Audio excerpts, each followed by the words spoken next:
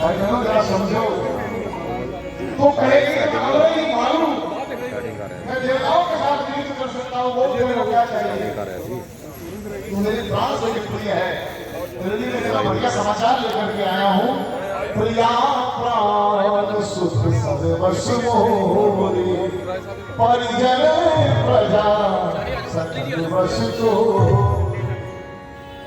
सारी प्रजा मैं हमें मेरे वश में है, बता क्या चाहिए? आकाश से गिरी हुई किनारी बता, घटाऊं किसकी पदवी को, बढ़ाऊं मर्तबा किसका, करूं राजा का मुखलिस या दरिद्र मुखलिस का।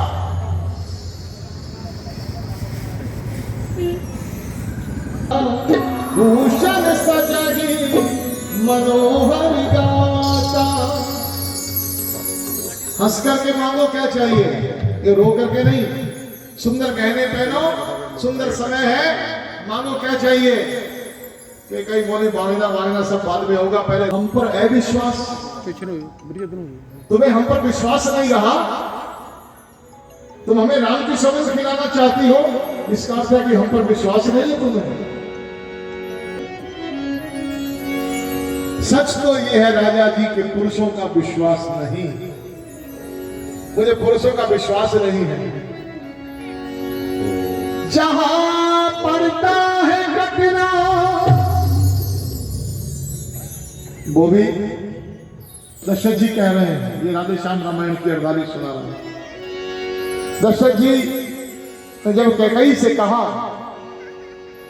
तो कैकई बोली, सच तो ये है राजा जी, मुझे पुरुषों का विश्वास नहीं है। पड़ता है घटना, धर्म की जड़ काट लेते हैं, मुकर जाते हैं अपने फूक को भी चाट लेते हैं।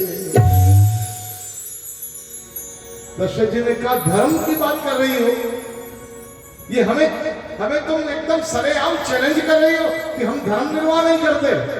हे रानी, रघुकुल रीत, हम रघुवंशियों की रीति है, प्राण चले जाएंगे पर वचन नहीं जाएगा, इसलिए निसंकोच मांगो।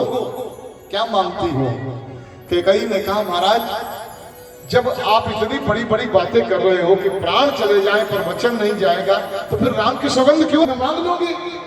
मुझे नहीं विश्वास इन बातों पर। दशरथ जी बोले, कमाल है,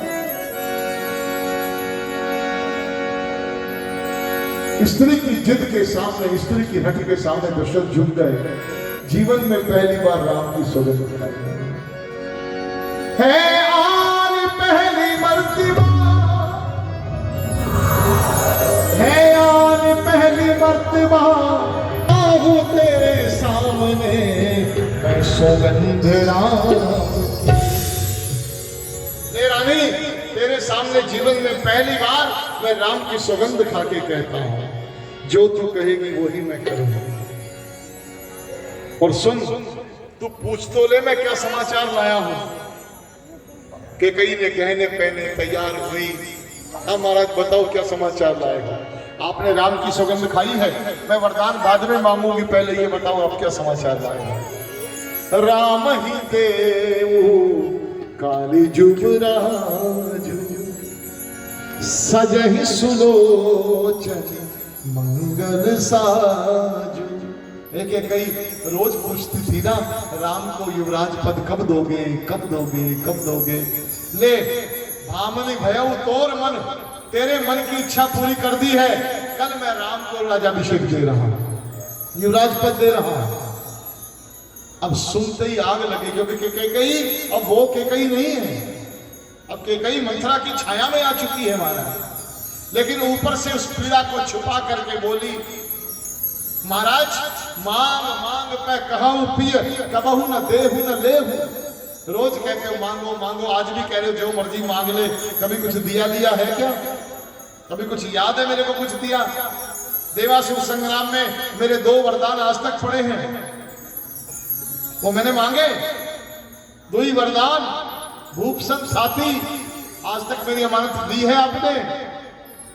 दशरथ जी हंस पड़े, बोले बिसर गए वो मोर भोर स्वभाव, मैं भूल गया कि कहीं कोई बात नहीं, 2 के 4 मांग लो। भाई ब्याज समेत मांग लो, 2 की बजाय 4 मांग लो।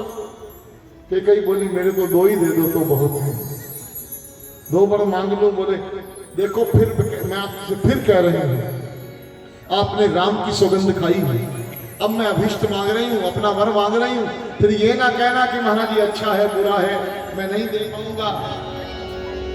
दशरथ जी ने कहा कोई संकोच ना कर, मांग के कही क्या मांगती है।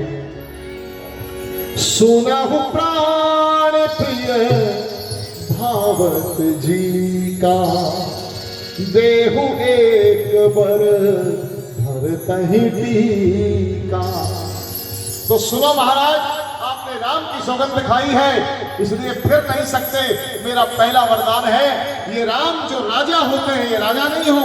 मेरे पुत्र भरतलाल को राज्य मिले, मेरे पुत्र को नाना मामा के यहाँ से बुलाया जाए, और ये अभिषेक का टीका राम के माथे पे नहीं, मेरे पुत्र भरत के माथे पर होना चाहिए। और दूसरा वर जो चाहिए मेरा, सुनो संकुचित मत होना, क्षत्रिय नरेश कहलाते हो तो धर्म से विचलित मत होना। ये राम जो राजा होते हैं, राजा में ही उदासी हो, कल से ही 14 वर्षों को तपसी बनकर बनवासी हो। कल से ही जो राज्य तिलक का मुहूर्त है, उसी मुहूर्त में ये राम 14 वर्ष का तापस वेश विशेष उदासी, 14 वर्ष राम वनवासी, कल से ही राम वनवास हो जाए। कैकेयी के शब्द नहीं थे महाराज। दशरथ जी महाराज के कानों में मानो किसी ने पिघला हुआ शीशा डाल दिया। माथे पे हाथ गया, कौने अवसर का भयो नारी विश्वास। कौन से अवसर पर क्या हो जाए। दशरथ जी मन में सोचते रहे कि कैकेयी तूने तो पुरुषों का स्त्रियों के प्रति विश्वास ही समाप्त कर दिया। तूने तो स्त्री जाति को ही लपेटने में ले लिया। अब कौन जल्दी से स्त्री पर विश्वास करेगा। मैं तो तेरे मोह में, तेरे प्रेम में अटक गया, उसका इतना बड़ा परिणाम मिलेगा, इतना बड़ा दंड मिलेगा। अवध उजार कीन के कई दीन से अचल विपत्ति के नहीं। और कैकेयी कह रही है राजा जी बोलो। तब तो बड़ी ढींगे हाँक रहे थे, रघुकुल रीत सदा चली आई, प्राण जाए बर वचन न जाए। और दशरथ जी की आंखें बंद है, कुछ बोलना चाहते हैं पर बोला नहीं जा रहा है। भारत की राउर पूत न होई, आनहु मोल पिसाही की मोही। अरे बोलते क्यों नहीं राजा जी? क्या भरत आपका बेटा नहीं है? क्या भरत आपका पुत्र नहीं है? क्या मेरे को मोल खरीद के लाए हो? मेरे से विवाह करके लाए हो? मैं तुम्हारी महारानी हूं। दशरथ ने लंबी सांस ली, अति कटु वचन कहत कैकेयी। दशरथ जी कहने लगे रानी ये क्या उपहास कर रही है? मैंने पूरी चल ठीक है, तू मेरी अर्धांगिनी है। मेरे पे संकट आया, मेरे प्रारब्ध के कारण से मेरे पे ये संकट आया है, इसको आधा बांट ले, आधा मेरे पे डाल। ना रह तुली हुई इन 2 के 2 सवालों पर, ना रह तुली हुई इन 2 के 2 सवालों पर, जरा तो रहम कर मेरे सफेद मानो, कुछ तो करवा कर। तो मेरी अर्धांगिनी आधा आधा कर ले। रानी ने राज भरत को, मुझे कोई इतराज नहीं है। रानी ने राज भरत को ही, लेकिन ये क्रूर उपाय न कर, है राम कहूँ निर्दोषी, उस पर इतना अन्याय। राम ने तेरा क्या बिगाड़ा है? जोड़े ले आओ। 14 वर्ष का वनवास और वो भी विशेष उदासी। अगर इस दशरथ को जिंदा देखना चाहती है और अपने पुत्र का राजाभिषेक करवाना चाहती है तो कैकेयी ये पहला प्रताप देते मुझे कोई पीड़ा नहीं हो रही। राम कभी क्रोध नहीं करेगा, मुझे दृढ़ विश्वास है। चाहे मैंने अपने मन से राम को कह दिया हो कि राम कल तुझे राजाभिषेक होगा, वो मेरा पुत्र मेरे कहने में वो नहीं टालेगा। और सुन या तो मेरा प्राण चला जाएगा। लेकिन ने कहा बिल्कुल नहीं, 2 वर जो मैंने मांगे हैं अब उनको बदल नहीं सकती। पड़ गई रेत जो पत्थर में भोले से निकल नहीं सकती। महाराज मैं इसलिए बार बार चेतावनी दे रही हूँ, हमने मांगा है उसको पूर्ण करो। तुम क्या पूरा करोगे राजा? तुम पुत्र हो, तुम्हें क्या पता बचन की क्या कीमत होगी?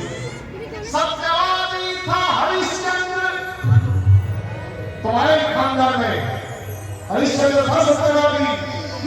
हाँ जी, अज की जी कथा किन्नी कथा हुई अज की ਇਹ ਅੱਜ ਰਾਮ ਪ੍ਰਸਾਦ ਦੀ ਕਥਾ ਚੱਲ ਰਹੀ ਹੈ। ਵਿਆਸ ਕੇ ਸਾਡੇ ਭਾਰਤਵਾਜ ਅੱਜ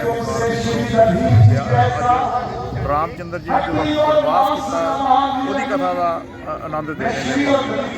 ਕੀ ਕਹਿਣਾ ਚਾਹੁੰਦੇ ਸੰਗਤ ਨੂੰ ਕੀ ਕਹਿਣਾ ਚਾਹੁੰਦੇ ਹੋ? ਸੰਗਤ ਨੂੰ ਮੈਂ ਇਹੀ ਸੰਦੇਸ਼ ਦਿੰਦਾ ਕਿ ਇਸ ਕਲਯੁਗ ਦੇ ਵਿੱਚ ਸਾਨੂੰ ਕੋਈ ਪਰਮਾਤਮਾ ਰੂਪੀ ਭਗਵਾਨ ਨੇ ਜਿਹੜੇ ਆਦੇਸ਼ ਦਿੱਤੇ ਸੀ ਉਹਨਾਂ ਤੇ ਚੱਲਦੇ ਹੋਏ ਆਪਣੇ ਜੀਵਨ ਨੂੰ ਸਫਲ ਬਣਾਉਣਾ ਚਾਹੀਦਾ।